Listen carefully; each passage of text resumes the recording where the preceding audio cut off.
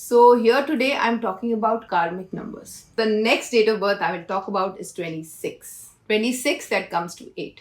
See, number 26 people, I'll say money will never be an issue with them because they are an age number, and for 8 number, money is never a problem because Shani is money. So number 8 people, the thing is that your calling is mostly becoming a philanthropist, compassion, working together in partnership with people, keeping patience, doing a lot for others. Even in your family, you will see you are only doing for others more than yourself. But that is your calling. See, number 26, always I believe that wherever there is a date of birth 26, there is always a separation or death. You will see parents either will be separated or you will get separated.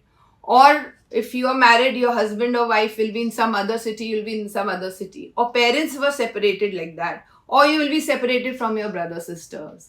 Or some separation and death revolves around 26 number. Okay, that is why it is a very heavy karmic number. 26 people need to let go of their selfishness.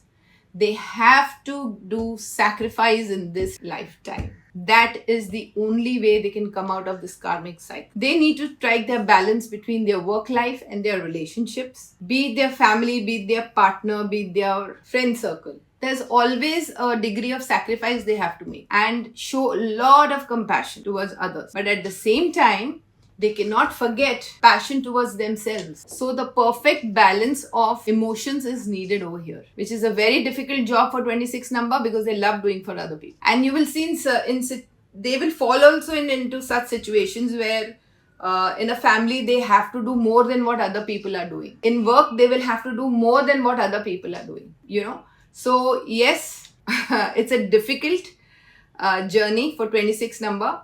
But yes, sacrifice is the key. Something they have to sacrifice in their life. And they should do it happily. Like the card, if you've seen in tarot, there's a card called Hanged Man. That's a Greek god and he's, upside down smilingly. So whatever you do in your life, you have to smile. And remember, number 26, don't forget to be compassionate towards yourself and also prioritize yourself. So balancing both is the key to come out of your karmic cycle.